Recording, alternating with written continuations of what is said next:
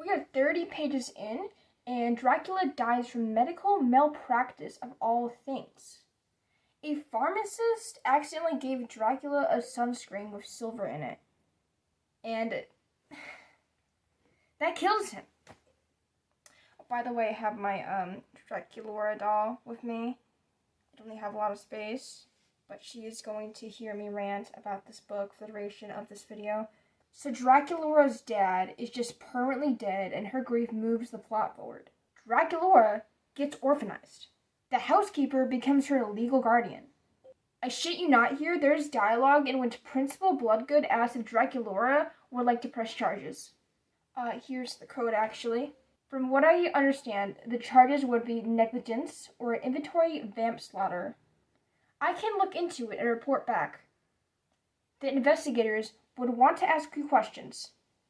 It's possible you'll be asked to testify. You better believe there's going to be many, many monster puns in this book. We're introduced to the rest of the cast because the death takes place during the summer. I am not kidding when I say that every character previously in a relationship has broken up in this book. Toralei and Claudine, however, have been added as a new couple. They are in their honeymoon phase, and they are constantly calling each other Kitchen and Poochies and all that little pet names. Pet names.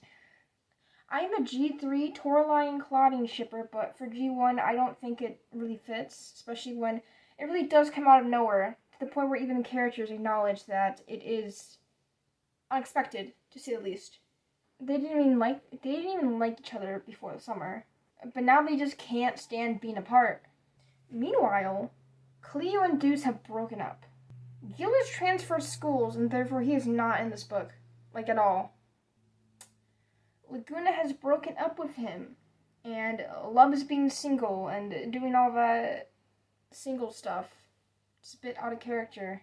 Her original G1 arc revolved around a Romeo and Juliet storyline with salt and freshwater monsters. So very strange that they decided that she doesn't have that anymore, I guess. I know this is an attempt at girl power and all, but Laguna really just didn't get any spotlight for this to work at all. And of course, Draculaura broke with Claude. Off screen, of course, because why not? Main character, we need a new romance. It's not Claude. Why would it be? Claude is completely erased from this book. Don't even expect a reason as to why the relationship failed, because there is none. It's obvious the writer just wanted to write a new romance with their own original character. This original character's name is Poe, and he likes hiking, soccer, and of course his daddy issues. He's very bland and I do not like him. Unfortunately, most of the story does revolve around Draculaura and Poe interacting in some way. It's just not very interesting. I had to reread these sections several times because I keep zoning out. Poe is the plot device entirely. Humans have found the school and created more tension of Draculaura seeing a human, basically. Making it more frowned down upon, basically. Poe is here to tell her how to feel, and that being human makes you appreciate the sunset. He is here because Draculaura is given the choice to turn human or stay a vampire. And something needs to happen for her to be persuaded to turn human besides lacking her bat powers. She does not end up being human, in case you're wondering. She did back out at, the last moment. I would like to get this out of the way. This book isn't canon.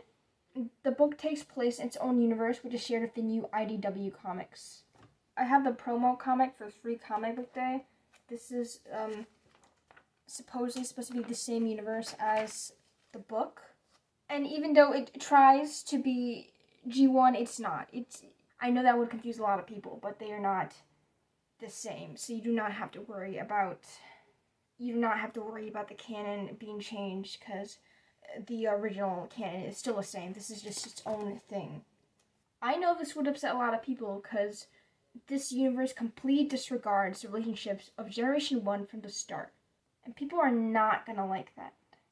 But however questionable decisions may be, it will not impact the original universe, fortunately. Your ships are safe, guys. This only applies to the specific IDW universe.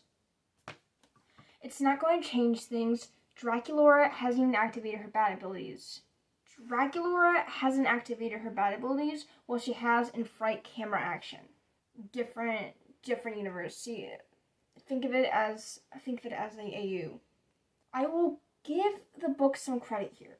I do like that the author is trying to expand on Dracula's backstory. That's the level of depth that the Monster High fans are looking for.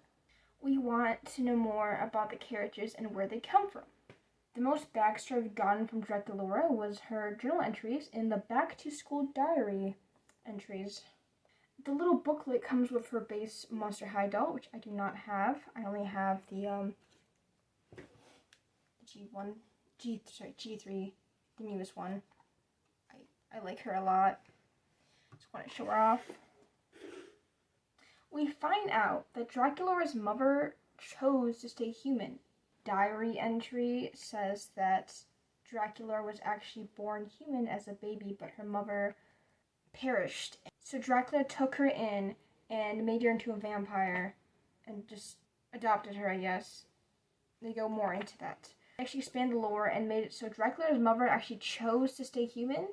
But now back to critique, there's some really goofy things in this book. The way that Dracula is so infantilized and in love, head over heels completely, over this really bland love interest is just not it. She's so infantilized that in the text it says that it's hard for her to resist not biting him and drawing blood, which makes me so uncomfortable the way it was just written. The book has a really bad issue with out-of-pocket sexual comments and tension. The most obvious and blatant example of this is the snake stone, which I can't believe that it was actually written and approved by people. "Behold," said Cleo, "I hold the ancient relic of the snake stone." Dracula and Frankie looked away from each other, Frankie biting to her shoulder, and Dracula covering a laugh of cough. Snake stone? Due to Cleo's chronic oversharing, the ghouls both knew that was Deuce's pet name for the, obelisk in his pants. But none of the normies knew that, and they were repeating it with terrified revengeance. "With this relic, I can curse you, and I can curse your families." Yeah, very, too much information. No one needed to know that. No one wanted to read that. In fact, I bet a lot of us, including me, would probably pay the writer to not put it in the book. That's just atrocious. Like, where do I even unpack with this? Like, Frankie biting to her shoulder? Why? What does this even mean? Why would you, this doesn't impact the plot. Why would you need to put the snake stone in there? Like, I mean, you chose to write this. No one was asking for this, man. Why? Like, chronic oversharing at its finest. Text was right. No one needed to know that. And this isn't even the only time the snake stone was mentioned. There is no reason for this to be mentioned or written in this book. And the author must have known that's a bit iffy to put this in this book, as Deuce is aged up as a senior in this book. So, this is a lot.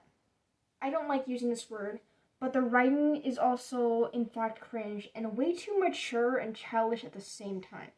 You may have noticed that if you have read this book, I didn't mention reminiscences once, and that is very intentional. I don't have much to say about that part of the book. It felt like filler to me. Dracula hid and Cleo would not stop talking.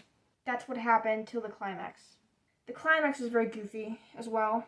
Frankie got kidnapped by an anti-monster organization, and you never guessed who the leader was. That's right, it was Poe's dad. Because if you remember, he has daddy issues.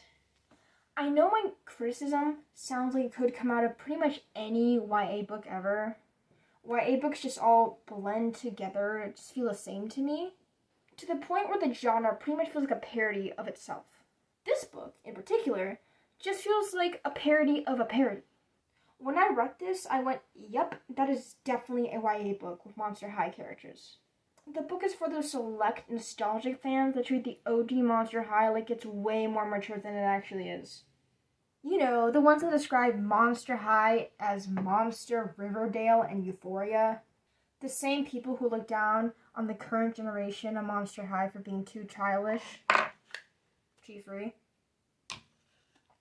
Unless you are that specific group of people, that very niche audience, I cannot recommend you this book. Unless you're reading it for the absurdist and novelty that is a monster high YA novel that is trying way too hard to not be seen as a children's property, I cannot recommend it. And even then, I read this book for you. I got you all the good parts. There was a scene where Laguna had burn marks because the pool got really hot. So that people were concerned about that, but Laguna is fine. She thought about transferring schools, but she didn't. She's fine. That right there was Laguna's one chance of spotlight in this book, and that spotlight was just her being hurt. And maybe if you interpret it that way, you could see it as a dig at G3 Laguna, who is pink, and a lot of people took issue with that when the series was first announced as a reboot. G3, people did not like Laguna was pink. You know, Laguna Blue. Why is she pink? She's just Laguna Blue. Whatever. However, if you are the type of person that likes the very, like, YA teenage Netflix shows, I guess, that kind of specific genre, I think you would reasonably enjoy these books, and I think you would also the comics, which same timeline. You get to see more Poe, more of whatever they want to do with the comics. I've not read them, and I don't really want to. The book just comes off as trying way too hard.